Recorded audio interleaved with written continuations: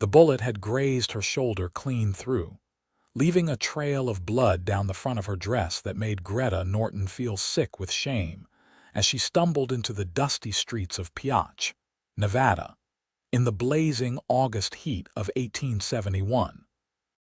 She had nowhere to go, no family waiting, and the stagecoach that had brought her west lay overturned 3 miles back, with all her belongings scattered across the desert floor.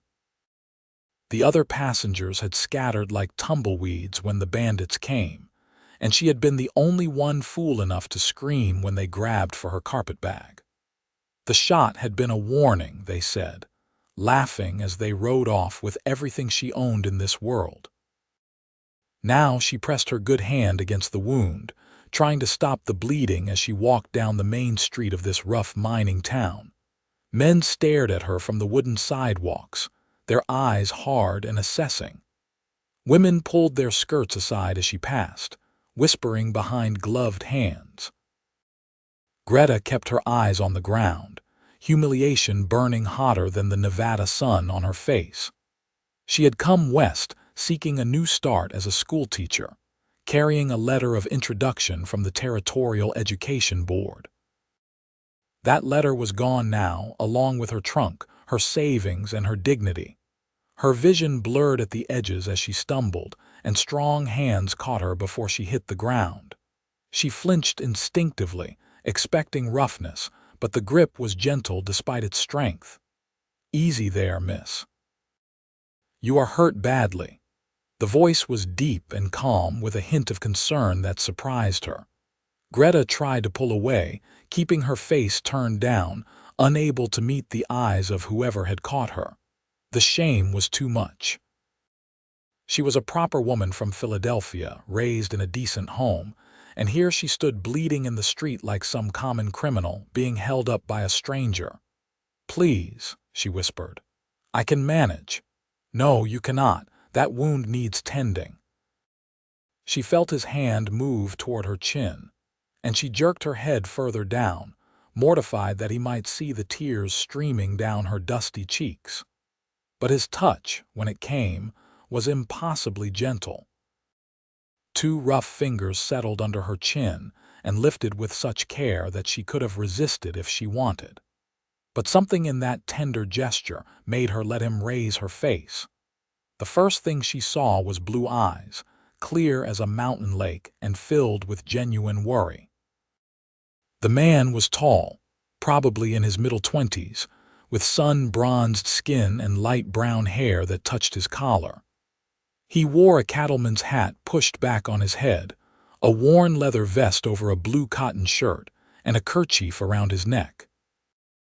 A revolver sat on his hip, but his hands were gentle as he studied her face. "There now," he said softly.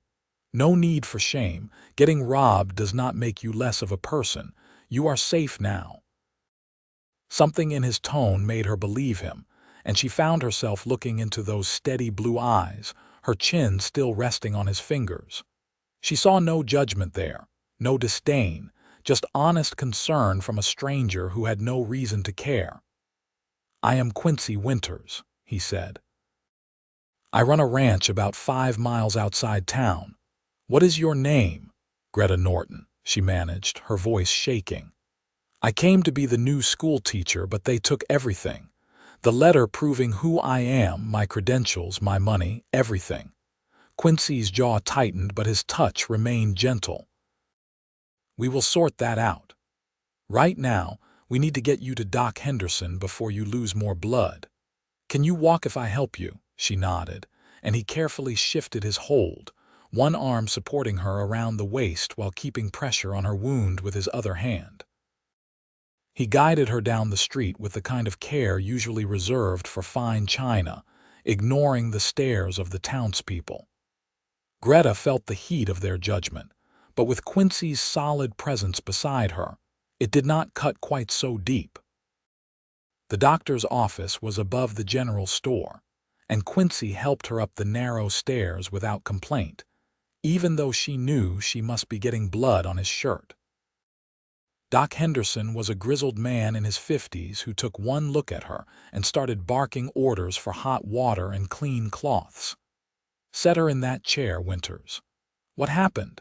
"Stagecoach robbery on the Eastern Road," Quincy explained as he gently lowered Greta into the chair. "Found her wandering the street bleeding." "Damn bandits," Henderson muttered, preparing his instruments. "Third robbery this month. Sheriffs useless as teats on a bull when it comes to catching them." Greta winced as the doctor cut away the blood-soaked fabric of her dress sleeve. The wound looked worse exposed to the air, and she turned her face away, shame flooding through her again. She was half naked in front of two strange men, bleeding and helpless. How had her life come to this? Again, she felt that gentle touch under her chin, turning her face back. Quincy had pulled up a stool and sat beside her, his blue eyes level with hers. "Look at me," he said quietly. "Not at the wound. Just keep looking at me and it will be over before you know it." "This will hurt," Doc Henderson warned, and Greta braced herself. The pain when the doctor cleaned the wound was sharp enough to make her gasp, but Quincy's hand moved from her chin to clasp her free hand, his thumb rubbing gentle circles on her palm. His eyes never left hers, steady and calm, an anchor in the storm of pain and humiliation. Greta found herself staring into those blue depths, watching the tiny gold flecks around his pupils, counting his breaths to distract herself from what the doctor was doing. "You are doing fine," Quincy murmured. "Real brave. Almost done now." "Bullet went clean through," Henderson announced. "That's lucky. Just need to stitch you up and bandage it. You will be sore for a while, but you should heal up nice if you keep it clean." The stitching hurt worse than the cleaning, but Greta kept her eyes locked on Quincy's, drawing strength from his calm presence. His hand never left hers, and he kept up a steady stream of quiet encouragement that somehow made the ordeal bearable. When it was finally over, and her shoulder was wrapped in clean white bandages, Henderson gave her a dose of laudanum for the pain and stepped back. "She cannot be moving around much for a few days," the doctor said to Quincy. "Needs rest and decent food to heal proper." "Where are you staying?" Quincy asked Greta. She felt the tears threaten again. "I have nowhere. They took all my money." "The boarding house is full up anyway," Henderson added. "Mining booms got every room in town occupied." Quincy was quiet for a moment, then nodded as if coming to a decision. "You will stay at my ranch. I have a housekeeper, Mrs. Chen, who can tend to you proper. There is a spare room that will suit you fine." Greta's eyes widened. "I cannot impose on you like that. You do not even know me. I know you need help, and I have help to offer. That is enough." His voice was firm but kind. "Besides, Mrs. Chen has been after me to hire help around the house. You can earn your keep once you are healed if it sits better with you that way." "I came to teach school," Greta protested weakly, though the laudanum was making her thoughts fuzzy. "And you will," Quincy assured her. "The school board meets next Wednesday. I sit on it actually. I will vouch for you about the robbery and your credentials. But that is a week away, and you need somewhere to stay until then." The medicine was pulling her down into sleep, and she could barely keep her eyes open. But even through the haze, she felt Quincy lift her carefully in his arms, felt his steady heartbeat against her cheek as he carried her back down the stairs. The last thing she remembered before darkness took her was the gentle way he settled her into a wagon, tucking a blanket around her despite the heat. She woke to the sound of chickens and the smell of something delicious cooking. For a moment, Greta could not remember where she was. Then the pain in her shoulder brought everything flooding back. She opened her eyes to find herself in a simple but clean room with whitewashed walls and lace curtains on the window. The bed she lay in had a real feather mattress and quilts that looked hand-stitched. A pitcher of water and a basin sat on a small table beside the bed. The door opened quietly, and a small Chinese woman in her 40s entered, carrying a tray. She smiled when she saw Greta was awake. "Good you wake up, I am Mei Chen. Mr. Quincy bring you yesterday. How you feel?" "Sore," Greta admitted, struggling to sit up. Mrs. Chen quickly set down the tray and helped arrange pillows behind her back. "You eat now, need strength to heal." She settled the tray across Greta's lap. It held a bowl of rich chicken broth, fresh bread with butter, and sliced apples. "This is too much," Greta protested, though her stomach growled at the sight of food. She had not eaten since before the robbery. "You eat," Mrs. Chen insisted. "Too skinny already." "Mr. Quincy say you need good food." At the mention of Quincy, Greta felt heat rise in her cheeks. "Where is he?" "Out with cattle. Come back at supper. He check on you 3 times last night, make sure you breathe good." Greta's hand trembled slightly as she lifted the spoon. A man she barely knew had taken her into his home, paid for her doctor visit, and checked on her through the night. It was overwhelming, and she did not know how to process such unexpected kindness. "Why is he being so good to me?" she asked quietly. Mrs. Chen's expression softened. "Mr. Quincy, he have good heart. His mama raise him right before she pass. He see someone need help, he help. Simple like that." She patted Greta's good hand. "You eat now, I bring tea." The broth was the best thing Greta had ever tasted, and she finished every drop along with the bread and apples. Mrs. Chen returned with tea and sat with her while she drank it, chattering about the ranch and the animals, and how Quincy had built the place up from nothing over the past 4 years.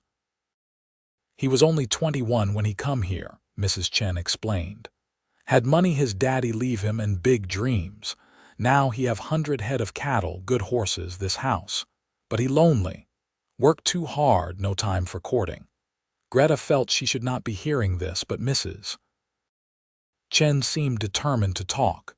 "He is not married then. No wife. Had sweetheart back in Wyoming, but she decide she want richer man. Break his heart 3 years ago. He not look at woman since, just work, work, work." Mrs. Chen shook her head. "Not good for man to be alone." "I am sure he will find someone when he is ready," Greta said diplomatically, though something in her chest tightened at the thought of Quincy with a sweetheart. "Maybe," Mrs. Chen said with a knowing smile that made Greta blush for no reason she could name. The days that followed fell into a gentle pattern. Greta spent most of her time resting in bed or sitting in a chair by the window, watching the ranch work happen in the yard below.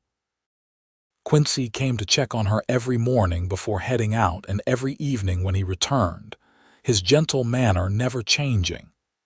He would knock softly, wait for permission to enter, then settle into the chair by her bed to ask about her day and her healing. Those evening visits became the highlight of Greta's days. Quincy would tell her about the ranch work, the cattle, the horses he was breaking, the problems he was solving. His voice was soothing, and she loved watching his face as he talked, seeing the passion he had for the life he had built. Sometimes he would ask about her life back in Philadelphia, and she found herself telling him things she had never shared with anyone: her love of books, her dreams of teaching, her fears about coming west alone. "Why did you come?" he asked one evening about 4 days after the robbery. "If you do not mind my asking, seems like a big risk for a woman alone." Greta traced the pattern on her quilt with one finger. "My father passed 2 years ago. My mother went a year later. I was living with my aunt, teaching at a small private school, but—" She paused, remembering. "My aunt's new husband did not think it proper for me to be working. He wanted me to marry his business partner, a man twice my age who looked at me like I was livestock." She shuddered. "I could not bear it. When I saw the advertisement for a teacher in Nevada Territory, it seemed like providence. A chance to have my own life." "That took courage," Quincy said quietly. "Or foolishness," Greta replied. "Look where it got me." His hand moved to her chin again, that same gentle gesture that had become familiar, and he lifted her face until she met his eyes. "It got you here to people who will help you. That is not foolish. That is brave." Her heart hammered in her chest at his nearness, at the warmth in his eyes. She had never felt this way before, this pull toward another person. It frightened and thrilled her in equal measure. The moment stretched between them, charged with something unspoken. Then Quincy pulled back and stood. "I should let you rest. Big day tomorrow, the school board meeting." That night, Greta could barely sleep for nerves. What if the board did not believe her story? What if they thought she was lying about her credentials? She would have nowhere to go, nothing to fall back on. When Quincy knocked the next morning, she was already dressed in a gown Mrs. Chen had altered to fit her. It was not as fine as her lost clothes, but it was clean and respectable. Her shoulder still ached, but the wound was healing well. "Ready?" Quincy asked, and she nodded, though her stomach churned with anxiety. The ride into town in Quincy's wagon was quiet. Greta kept her hands folded in her lap, trying not to fidget. When they arrived at the small building that served as a town hall, Quincy helped her down with the same careful gentleness he always showed. "No matter what happens," he said, "you have a place at the ranch for as long as you need it." The school board consisted of 5 men. Quincy, the town's only lawyer named Mr. Patterson, a mine owner named Mr. Sullivan, the general store proprietor Mr. Douglas, and the minister Reverend Thomas. They sat behind a long table, looking official and intimidating. Greta stood before them, very aware of being the only woman in the room. She told her story clearly, trying to keep her voice steady, explaining about the robbery and her lost credentials. Mr. Patterson asked several pointed questions about her education and experience, and she answered as best she could, citing her previous employer in Philadelphia and the schools she had attended. "This is highly irregular," Mr. Sullivan said, stroking his beard. "We cannot simply take your word for all this." "I am vouching for her character," Quincy said firmly, "and I have sent a telegraph to the Territorial Education Board in Carson City requesting confirmation of her appointment. We should have a response within a few days." "Even so," Mr. Douglas interjected, "we need someone to start immediately. The children have been without proper instruction for 2 months since the last teacher left." "I can start immediately," Greta said. "Test me if you wish. Ask me to demonstrate my teaching. I am qualified and ready to work." The men conferred quietly among themselves, then Reverend Thomas spoke up. "I propose we give Miss Norton a trial period. 1 week. We will observe her teaching and await the confirmation from Carson City. If both prove satisfactory, we confirm her appointment officially." The motion passed with a vote of 4 to 1, Mr. Sullivan being the only dissenter. Greta felt relief wash over her so strongly that her knees went weak. Quincy's hand steadied her elbow. "Thank you," she said to the board. "I will not disappoint you." As they left the building, Quincy's smile was warm. "Well done, you handled them perfectly." "I was terrified," Greta admitted, "could not tell. You were calm as still water." He helped her into the wagon. "There is one problem, though." Her stomach dropped. "What?" "You will need somewhere to stay in town. The school day starts early, and it is a long drive from the ranch." Greta's heart sank. She had not thought of that, and she still had no money for lodging. "However," Quincy continued, "the teacherage behind the schoolhouse has been sitting empty. It is not much, just 2 rooms, but it is yours if you want it. Board provides it as part of the salary." The teacherage turned out to be a small cabin with a main room that served as kitchen and living area, and a bedroom barely big enough for a bed and dresser. But it had a good stove, glass windows, and a real floor. To Greta, after fearing she would have nowhere to go, it looked like a palace. "I will get Mrs. Chen to help you settle in," Quincy said, and I will bring some furniture from the ranch, extra things in storage. You will need a table and chairs at minimum. You have done so much already, Greta protested. I cannot keep taking from you. He turned to face her, his expression serious. Greta, helping you does not feel like giving up anything, it feels like. He paused, seeming to struggle for words. It feels right. Please let me do this. The way he said her name made her breath catch. She nodded, not trusting her voice. Over the next few days, Quincy and Mrs. Chen transformed the empty teacherage into a home. They brought a table and chairs, a small settee, curtains, dishes, and linens. Mrs. Chen taught Greta how to use the temperamental stove and brought her enough food to last a week. Quincy installed new locks on the doors and shutters on the windows, insisting that a woman living alone needed good security. Greta's first day of teaching arrived on a Monday morning in late August. She woke before dawn, nerves making her stomach flutter. She dressed carefully in her borrowed dress and pinned her dark hair into a neat bun. When she opened the door to walk to the schoolhouse, she found a small basket on her step. Inside was fresh bread, butter, jam, and a note in bold handwriting. For luck on your first day, you will be wonderful. QW. Tears pricked her eyes at the thoughtfulness. She tucked the note into her pocket like a talisman and headed to the schoolhouse with the basket on her arm. The school was a single room with wooden benches, a blackboard, and a pot-bellied stove. 15 children of various ages arrived over the next hour, eyeing her with curiosity and suspicion. She recognized the look the new teacher always had to prove herself. "Good morning," she said brightly once they were all settled. "My name is Miss Norton, and I am very pleased to be your new teacher.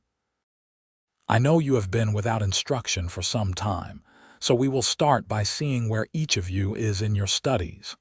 But first, let us begin each day as we will continue with a rating. Who would like to choose our first book?"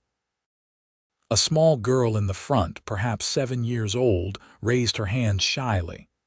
"Do you have any fairy tales, miss?" Greta smiled. "I do not yet have many books as my trunk was lost, but I know quite a few stories by heart. Would you like to hear one?" The children nodded, and Greta launched into the tale of Cinderella, acting out the parts and using different voices for each character. By the time she finished, even the older boys in the back were leaning forward, captivated. The rest of the day flew by as she assessed each child's reading, writing, and arithmetic skills. By the time she dismissed them at 3 o'clock, she was exhausted but exhilarated. Teaching was what she was meant to do, and these children were hungry to learn. She was cleaning the blackboard when she heard a knock. Quincy stood in the doorway, hat in hand, looking uncertain. "Hope I am not disturbing you, just wanted to see how the first day went." Greta's face broke into a wide smile. "It was wonderful. The children are bright and eager, and there is so much I can teach them." She set down her eraser.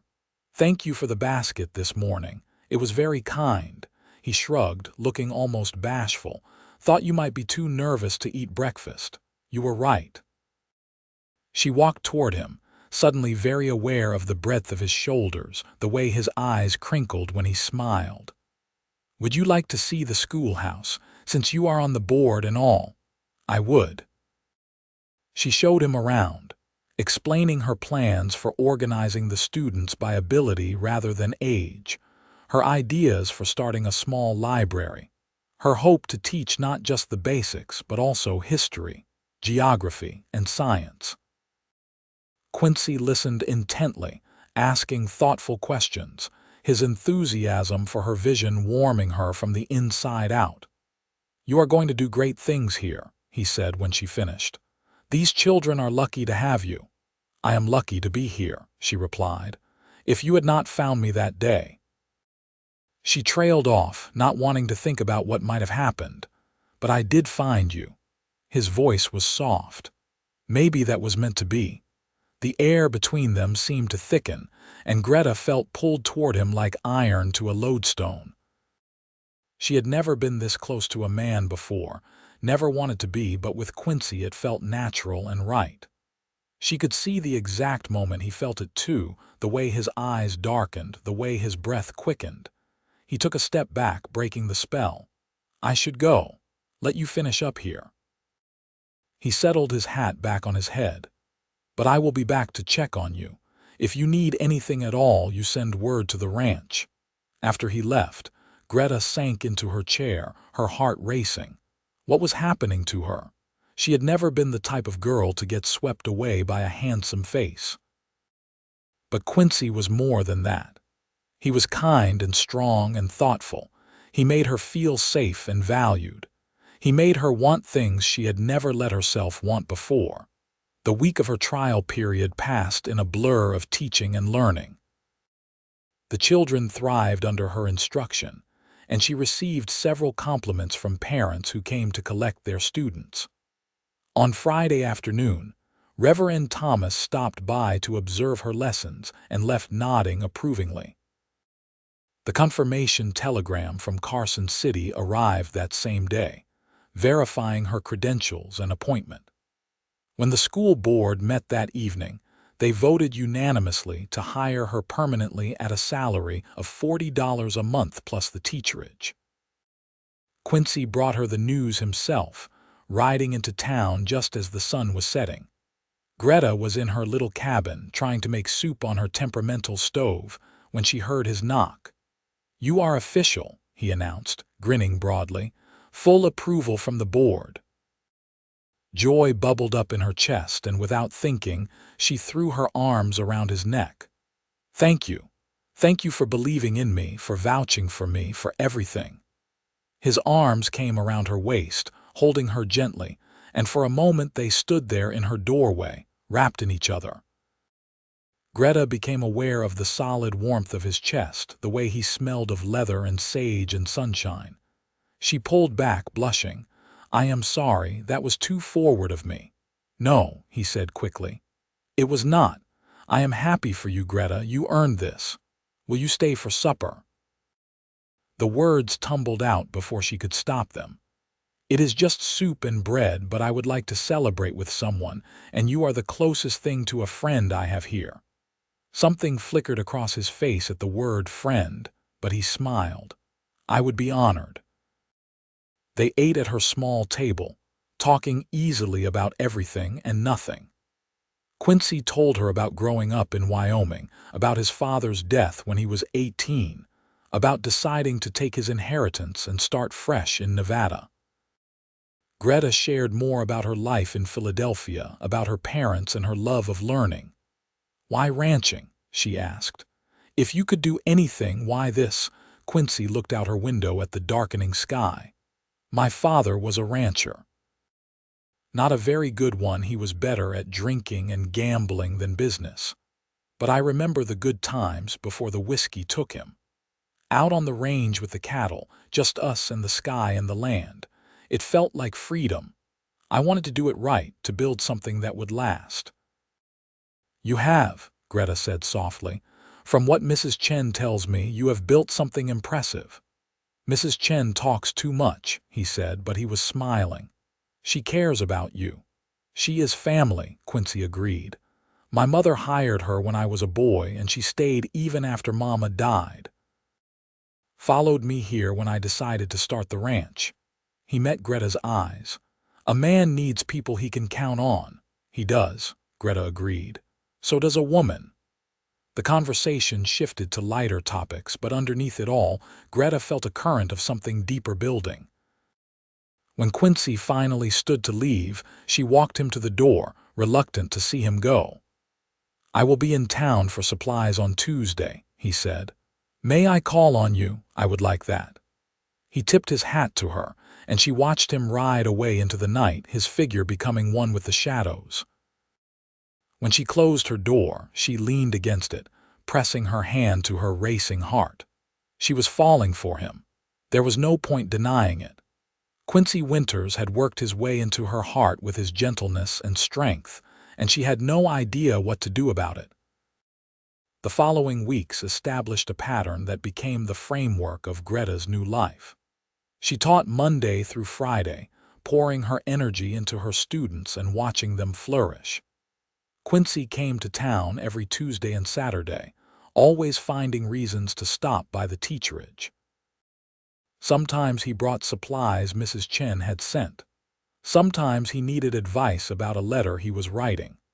Sometimes he just came to talk, sitting at her table while she corrected papers, sharing comfortable silence or easy conversation.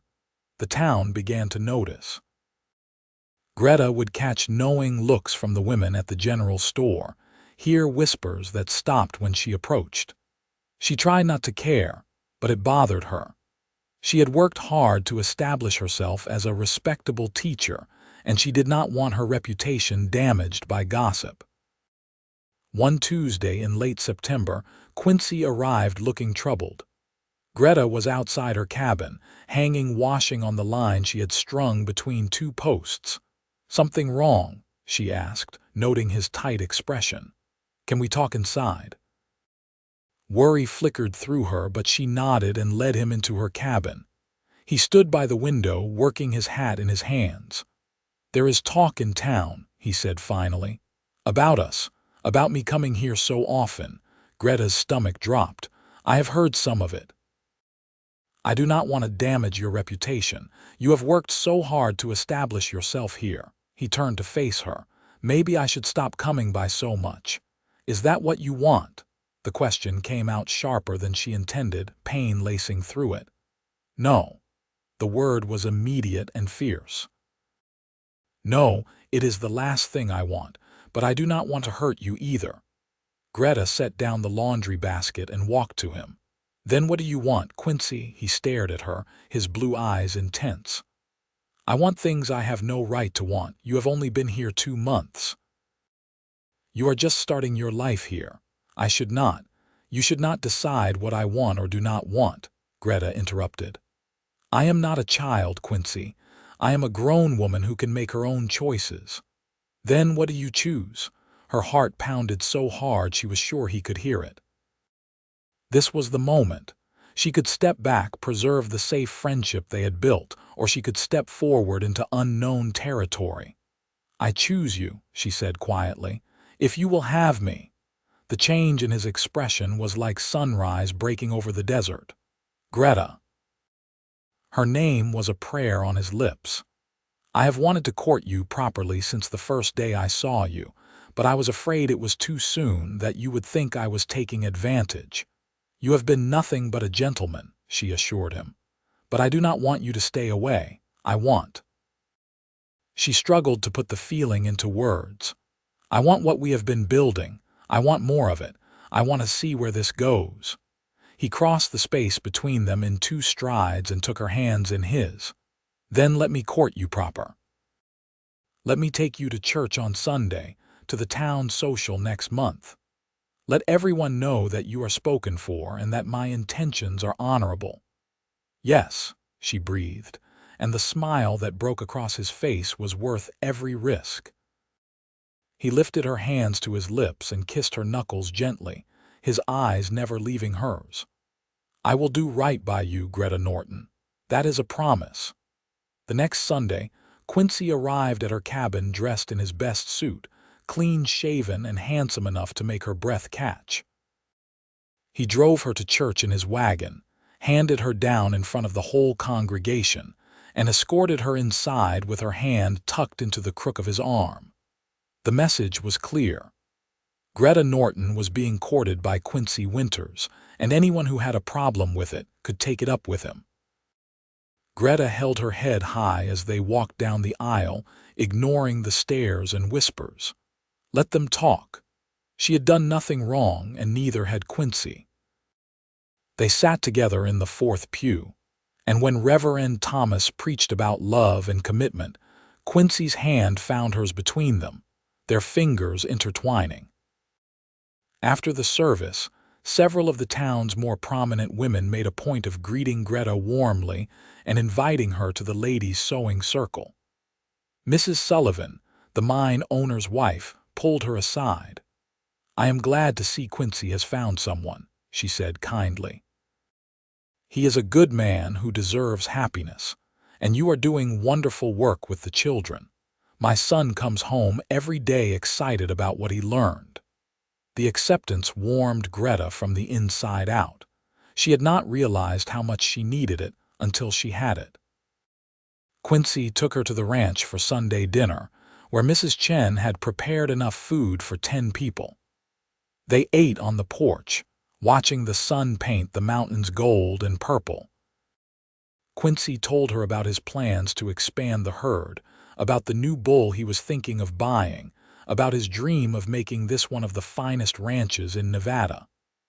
"I want to build something that lasts," he said, "something to pass down to." He trailed off, looking embarrassed. "To your children," Greta finished softly, "someday, if I am lucky enough." His eyes met hers. "If I find the right woman to build that future with." The implication hung in the air between them, full of promise and possibility. Greta's heart swelled with an emotion she was almost afraid to name. As autumn deepened and October arrived, their courtship settled into a comfortable rhythm. Quincy came to town twice a week, always bringing small gifts: wildflowers, a book he thought she might like, ribbons for her hair. He took her on picnics in the foothills, taught her to ride his gentlest mare, showed her the hidden corners of the landscape he loved.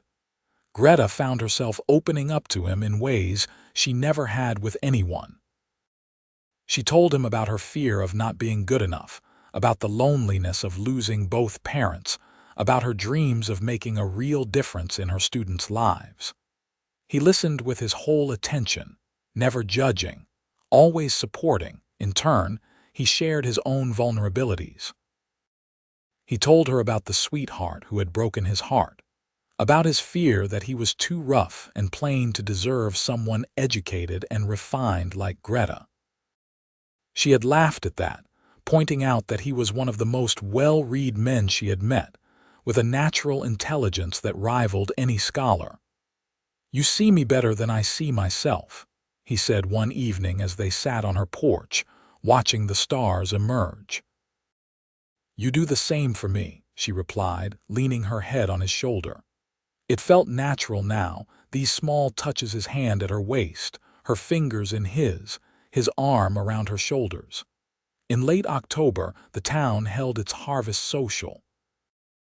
The whole community turned out for dancing, food, and celebration.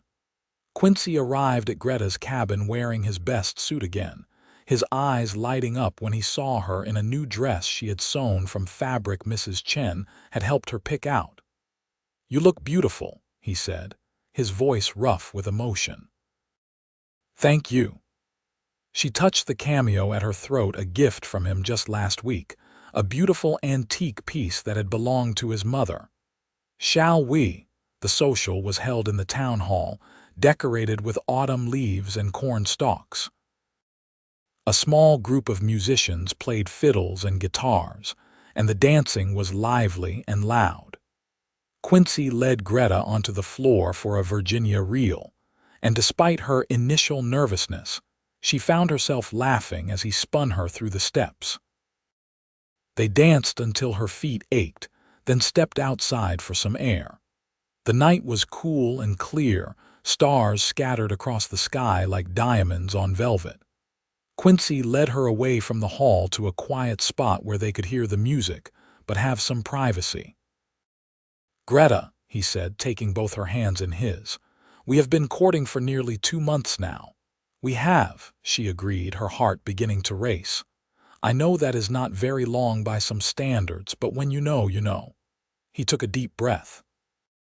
"I knew the day I found you in the street that you were going to be important to me. I just did not know how important until I got to know you. Your strength, your kindness, your intelligence, the way you care about your students, the way you see the best in everyone, including me." Tears pricked Greta's eyes. "Quincy, let me finish," he said gently. "I am not a rich man. The ranch does well, but we will never be wealthy. I can give you a good life, a comfortable home, security, and respect. But most of all, I can give you my whole heart because you already have it." He squeezed her hands. "Greta Norton, will you marry me?" The tears spilled over, but she was smiling through them. "Yes. Yes, Quincy, I will marry you." He let out a breath that sounded like relief and joy combined, then cupped her face in his hands and kissed her. It was gentle and sweet, full of promise and restrained passion. Greta had never been kissed before, and she thought if all kisses were like this tender and cherishing, she understood now why poets wrote about them. When they pulled apart, both breathing hard, Quincy rested his forehead against hers. "I will spend every day of my life making you happy. That is my promise to you." "You already make me happy," she whispered. "You have from the start." They stood there under the stars, holding each other until the music from the hall called them back. When they returned, Quincy announced their engagement to the assembled crowd, and Greta found herself surrounded by well-wishers and congratulations. The women wanted to know about wedding plans. The men clapped Quincy on the back, and through it all, Greta felt a sense of belonging she had never experienced before. This was home. Not just the place, but the people. And most of all, the man whose hand held hers like she was precious. They decided on a Christmas wedding, giving them 2 months to prepare. It seemed fitting somehow. Christmas was about new beginnings and hope, and that was what their marriage represented. Those 2 months flew by in a whirl of planning and preparation. Mrs. Chen threw herself into helping Greta sew a wedding dress, a beautiful creation in ivory silk with lace at the collar and cuffs. The women of the town contributed what they could. Mrs. Sullivan donated the lace. The general store owner's wife helped with the veil. The reverend's wife organized a wedding breakfast to be held at the church. Greta continued teaching right up until the week before Christmas, not wanting to leave her students in the lurch. Quincy spent his time preparing the ranch house for a bride, adding shelves for her books, painting the bedroom, building her a desk where she could work in the evenings. "You do not have to give up teaching," he told her one Sunday as they walked through his soon-to-be their home. "I know it matters to you." Greta considered this. "I want to be a good wife to you. I want to help build this ranch, this life, but I also love teaching." "Then we will find a way to do both," Quincy said simply. "Maybe you take a term or 2 off, see how things go, or maybe you teach part-time. We will work it out together." The way he said "together" made her heart swell. He truly saw her as an equal partner, not just a decoration or a servant. On December 24, 1871, Greta Norton woke in her little teacherage for the last time as a single woman. Mrs. Chen arrived early to help her dress, fussing over every detail until Greta looked like something out of a storybook. Her dark hair was pinned up with small white flowers woven through it, the veil falling softly around her shoulders. "You beautiful," Mrs. Chen said, tears in her eyes. "Mr. Quincy, he's so lucky." "I am the lucky one," Greta replied, meaning it with her whole heart. The church was packed when she arrived. It seemed the whole town had turned out to see the teacher marry the rancher. Reverend Thomas stood at the front beaming. And beside him, looking handsome and nervous in his best suit, stood Quincy.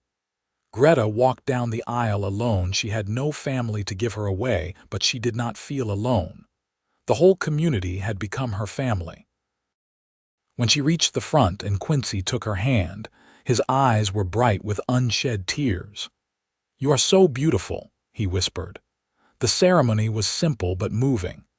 They exchanged vows to love and cherish in sickness and health, for better or worse, until death parted them. When Reverend Thomas pronounced them husband and wife and told Quincy he could kiss his bride, the kiss was chaste but full of promise. The wedding breakfast was a joyous affair, with food and music and dancing. Greta danced with her new husband, with students from her class, with men from the school board, with anyone who asked. But always, her eyes sought Quincy's across the room, and always he was watching her with that look that made her feel treasured. As evening fell, Quincy helped her into the wagon for the ride to the ranch. Mrs. Chen had moved her things earlier in the week, and the house would be theirs alone for the night. Mrs. Chen was staying in town with friends to give the newlyweds privacy. The ride was quiet, both of them lost in thought. When they arrived, Quincy helped Greta down and then, to her surprise, swept her up in his arms. Tradition, he explained with a grin, carrying her over the threshold.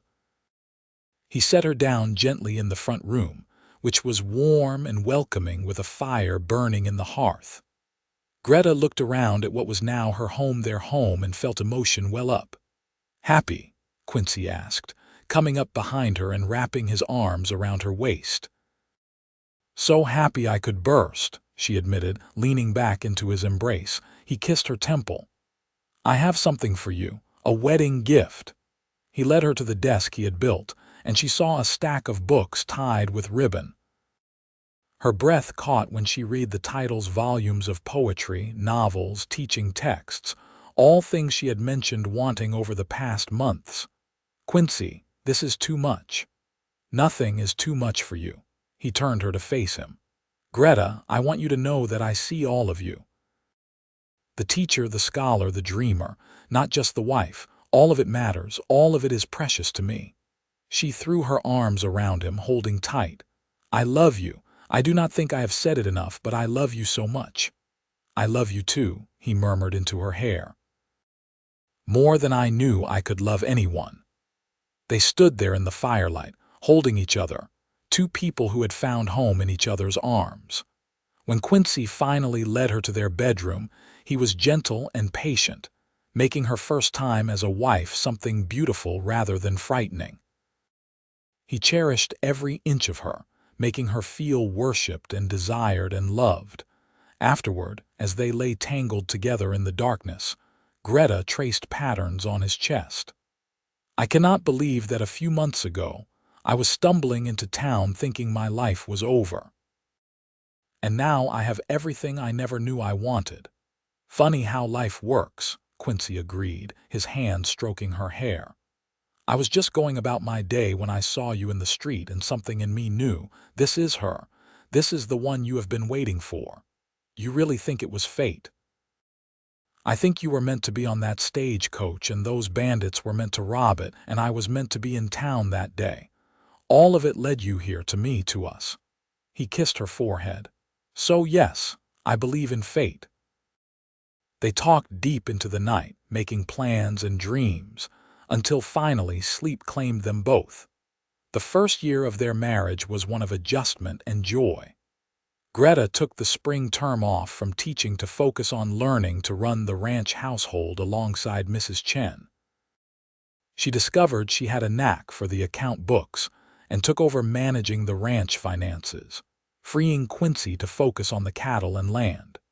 She also started a small vegetable garden and learned to can and preserve food for the winter. But she missed teaching, and when fall came, she approached the school board about teaching part-time.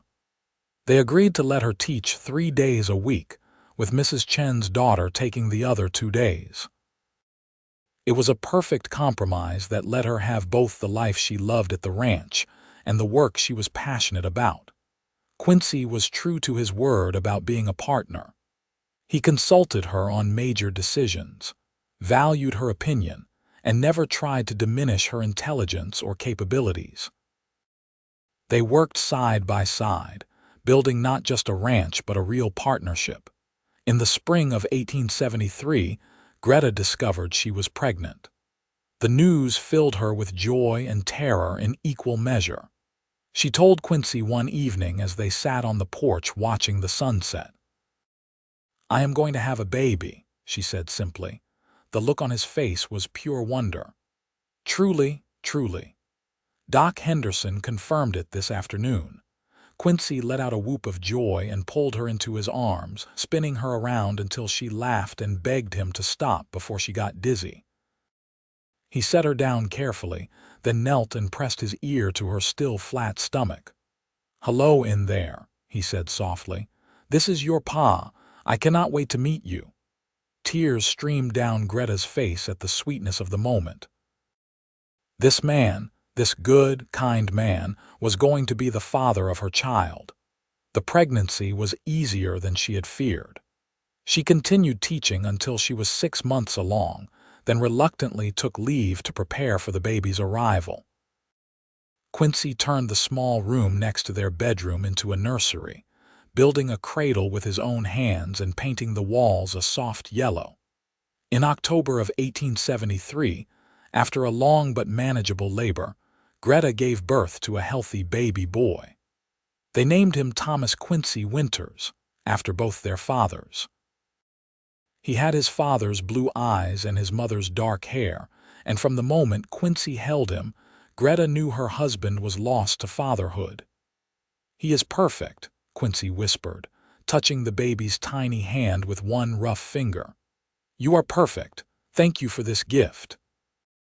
Watching Quincy with their son filled Greta with a contentment she had never imagined possible.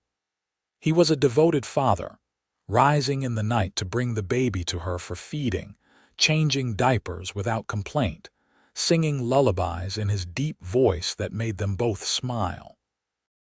As Thomas grew from infant to toddler, the ranch prospered.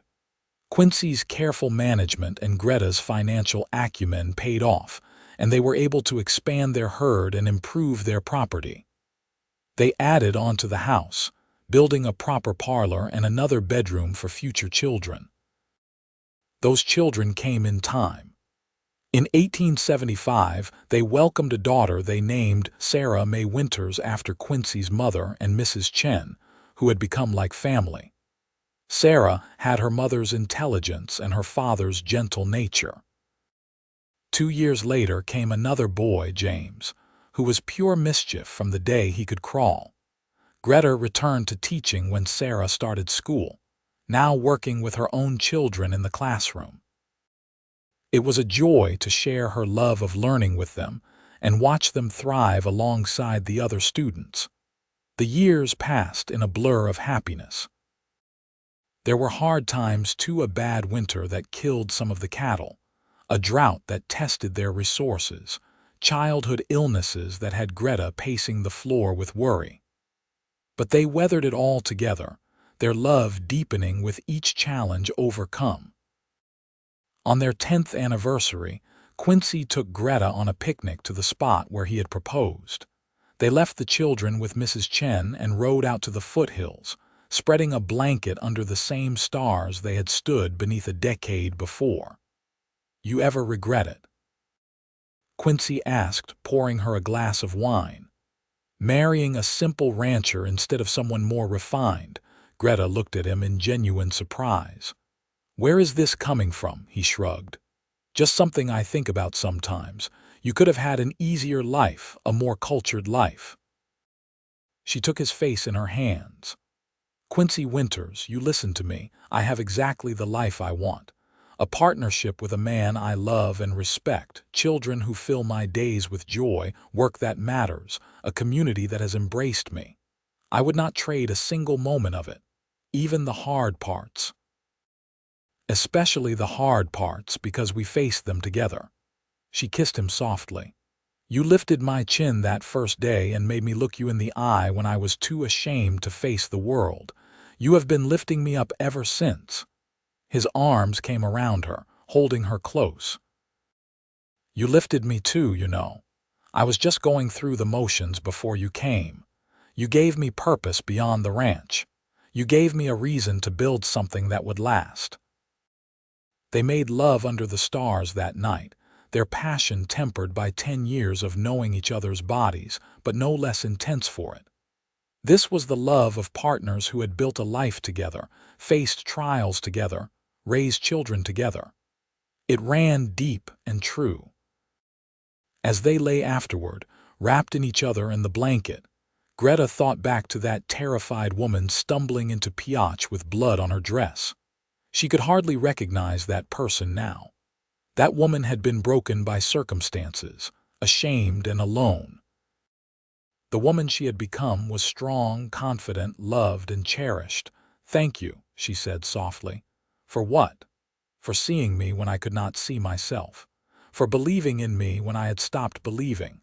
For loving me even when I was too scared to love you back." Quincy kissed her forehead. "Loving you has been the easiest thing I have ever done." The years continued to pass, bringing more joys and sorrows as all lives do. Thomas grew into a tall, serious young man who loved the ranch as much as his father did. Sarah became a teacher herself, following in her mother's footsteps. James surprised everyone by showing a talent for drawing and went to San Francisco to study art, sending home sketches of city life that fascinated his siblings. In 1890, Greta and Quincy became grandparents when Thomas married a sweet girl from a neighboring ranch and had a daughter.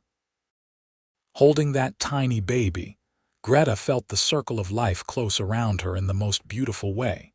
She and Quincy grew older together, their hair graying, their bodies wearing the marks of hard work and good living. But their love never diminished. If anything, it grew stronger with each passing year, deepened by shared history and mutual respect. On a summer evening in 1901, 30 years after Quincy had found Greta bleeding in the street, they sat on their porch watching the sunset paint the mountains. Their grandchildren played in the yard, 5 of them now, ranging in age from 2 to 12. Sarah and her husband had just arrived for a visit, and the house was full of noise and laughter. "We did good," Quincy said, his hand finding Greta's as it always did. "We did," she agreed, squeezing his fingers. "Better than I ever dreamed possible. You remember that first day, how scared you were? I remember a kind cowboy who lifted my chin gently and made me believe everything would be all right." She turned to look at him, seeing past the gray hair and weathered skin to the man she had fallen in love with all those years ago. "You have spent 30 years making that promise come true." "It has been my honor," he said simply. As the sun dipped below the horizon, painting the sky in shades of gold and crimson, Greta leaned her head on her husband's shoulder. Around them, their family laughed and played, the legacy of that chance meeting in a dusty Nevada town 3 decades before. From shame and fear had grown love and partnership. From one gentle touch had blossomed a lifetime of devotion. Thomas called them in for supper, and Quincy stood, offering Greta his hand as he had done countless times before. She took it, letting him pull her to her feet, and together they walked into the warm, bright house filled with the family they had created. That night, as they lay in bed in the room they had shared for 30 years, Quincy pulled Greta close. "I love you, Mrs. Winters. Today, tomorrow, and every day after. And I love you, Mr. Winters, always and forever." They fell asleep wrapped in each other's arms, 2 souls who had found their home in each other, their love story written across 3 decades of joy, challenge, growth, and unwavering devotion. From a moment of shame and fear in a dusty street to a lifetime of love and partnership, it was a story worth telling, a love worth cherishing, and a life well lived together. Years continued to unfold with gentle grace. The ranch that Quincy had built and Greta had helped nurture became one of the most respected spreads in Lincoln County. Their reputation was built not on size or wealth, though they had enough of both, but on fair dealing and honest work. Cowboys who worked for the Winters Ranch knew they would be treated well and paid fairly, and neighboring ranchers knew that Quincy's word was as good as any written contract. Greta maintained her connection to the school, even after she stopped teaching regularly. She established a scholarship fund for students who wanted to continue their education beyond what the local school could offer, and she organized the town's first lending library, donating many of her own books to get it started. The community that had welcomed her as a frightened stranger now revered her as one of its founding pillars. In 1905, Piach celebrated its 40th anniversary as an incorporated town, and the planning committee asked Greta and Quincy to speak at the celebration about the early days. They stood together on a platform in the town square, older now but still clearly devoted to each other, and shared their story. Quincy spoke about finding a wounded stranger and being moved by an instinct he still could not fully explain to help her. Greta talked about being at her lowest point and encountering unexpected kindness that changed the trajectory of her entire life. They spoke about love growing from respect, about partnership built on equality, about the importance of community and compassion. When they finished, the crowd erupted in applause, but what touched Greta most was seeing several young couples holding hands, looking at each other with the same hope and love she still felt for Quincy. "We gave them something to believe in," she said later that evening as they drove home. "We just loved each other," Quincy replied. "Nothing special about that." "Everything special about that," Greta corrected. "In a hard world, choosing to be gentle is revolutionary. You taught me that." Their grandchildren grew and great-grandchildren began to arrive. Thomas took over the day-to-day running of the ranch, though Quincy still rode out most mornings to check on things and offer advice. Sarah's children all became teachers, spreading the family's commitment to education across Nevada and beyond. James made a name for himself as an artist in San Francisco, but came home every Christmas, bringing his wife and children to the ranch where traditions were maintained and family bonds were celebrated. In the winter of 1910, Greta fell ill with pneumonia. For 2 weeks, she burned with fever while Quincy sat by her bedside, holding her hand and telling her stories of their life together. He reminded her of their first meeting, their courtship, their wedding, the births of their children. He talked until his voice was hoarse, afraid that if he stopped, she might slip away. On the 14th day, her fever broke, and she opened her eyes to find him slumped in the chair beside her bed, exhausted but still keeping vigil. Her heart swelled with love so intense it hurt. "Quincy," she whispered. He jerked awake instantly. "Greta, thank God," I thought. His voice broke. "I am not going anywhere yet," she assured him. "We still have years left, you and I." He gathered her carefully into his arms, and she felt his tears on her hair. "I cannot imagine this world without you in it. You will not have to, not for a long time yet." She was right. Greta recovered fully, and they had nearly another decade together, years filled with the quiet contentment of a love that had weathered every storm. They celebrated their 50th wedding anniversary in 1921 with a party that brought together over 100 family members and friends. Looking around at all the people whose lives they had touched, Greta felt profound gratitude for the journey that had brought her here. 50 years, Quincy marveled that night as they prepared for bed. Half a century together. "Best 50 years of my life," Greta replied, settling into his arms as she had done thousands of times before. "Mine too." He kissed her temple. "Every single day with you has been a gift."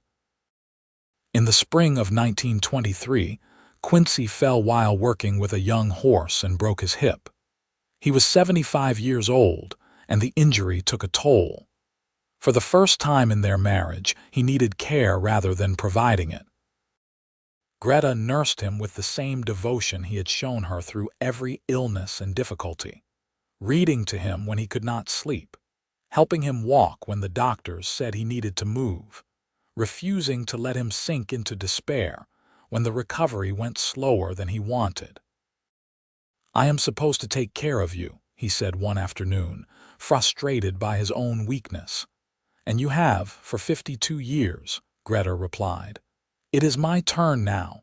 Let me do this for you." He recovered enough to walk with a cane, but his days of heavy ranch work were over. Thomas had long since taken over management, but Quincy had always been active. Accepting his new limitations was hard, but Greta helped him find new ways to contribute. He started teaching his grandchildren and great-grandchildren to ride, passing down his knowledge of horses and cattle. He worked with Greta on expanding the scholarship fund, using his business connections to raise money for deserving students. They settled into a peaceful old age, spending their days together in comfortable companionship. They read books aloud to each other, took slow walks around the property, received visits from their ever-expanding family, and simply enjoyed being together. On a warm May evening in 1927, they sat on their porch as the sun set, as they had done countless times before. Quincy was 79, Greta 76. They had been married for 56 years, and the love between them was as real and present as it had been on their wedding day. "You remember what you said to me that first day?" Greta asked, taking his hand. "When I was too ashamed to look you in the eye. I said there was no need for shame, that getting robbed did not make you less of a person, that you were safe. You made me believe it," she said softly. "One gentle touch, lifting my chin, and you changed everything." "I just wanted you to see that someone cared," Quincy replied. "I could not stand seeing you so broken." "You put me back together," Greta said. "Piece by piece, day by day, you showed me what love really means." He squeezed her hand. "You did the same for me. I was going through life half asleep until you woke me up. You taught me that the ranch was not enough, that a man needed more than work and land. He needed partnership, love, family." They sat in silence for a while, watching the sky fade from gold to purple to deep blue. The first stars emerged, the same stars they had made wishes on all those decades ago. "No regrets?" Quincy asked. "Not a single one," Greta replied firmly. Only that we did not have more time, but I suppose no amount would ever feel like enough." "We have had a good run," Greta said. "Better than most. A lifetime of love and purpose and family. What more could anyone ask for?" "Nothing," Quincy agreed. "Absolutely nothing." They continued to live peacefully at the ranch, surrounded by family for several more years. Quincy passed quietly in his sleep in January of 1930 at the age of 82. Greta held his hand as he took his last breath, whispering her love to him one final time. The grief was enormous, but so was the gratitude. They had been given 58 years of marriage, more than half a century of partnership and devotion. Greta lived on another 5 years, moving into town to be closer to Sarah when the ranch became too much to manage. She spent her days visiting with friends, working with the scholarship fund, and sharing stories of Quincy with anyone who would listen. She wanted the world to remember what a good man he had been, how gentle and kind and true. On Christmas morning in 1935, Greta Norton Winters passed peacefully in her sleep at the age of 84.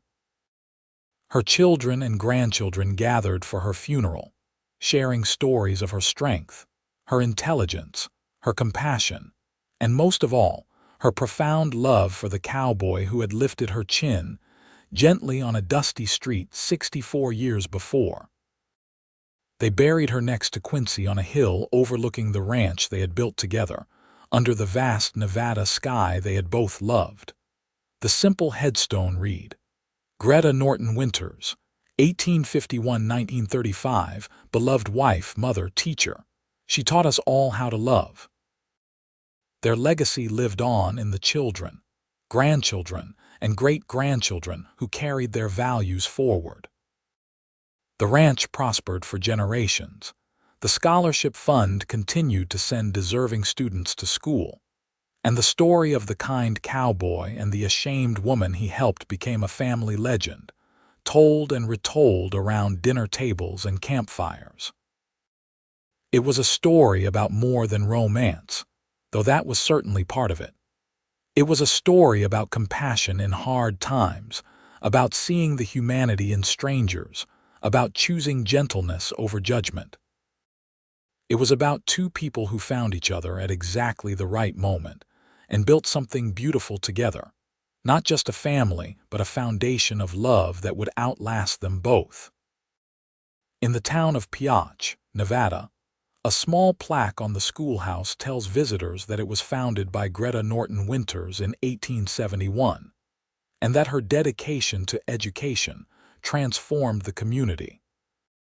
On the ranch 5 miles outside town, descendants of Quincy and Greta still work the land, maintaining the standards of fairness and integrity he established over a century and a half ago.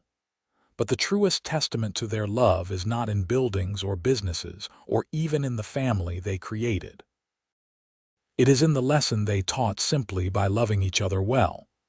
That a single act of kindness can change a life, that gentleness is strength, that shame can be transformed into dignity, and that real love, the kind that lasts, is built on respect, partnership, and unwavering devotion. On that August day in 1871, when Quincy Winters lifted Greta Norton's chin gently and made her look him in the eye, neither of them could have imagined what would grow from that single moment. But that is the beautiful mystery of love. We never know when it will find us, what form it will take, or how it will transform us. We can only remain open to the possibility, brave enough to be vulnerable, and wise enough to recognize grace when it appears. Theirs was a love story worthy of the ages, not because it was perfect, but because it was real. They faced hardship and loss, illness and grief, doubt and fear. But they faced it all together, hand in hand, heart to heart, from that first gentle touch until the very end. And in a hard world, in a hard time, in a place where life was rough and unforgiving, they chose to be tender with each other. That choice, made every day for nearly 6 decades, was perhaps the most revolutionary act of all.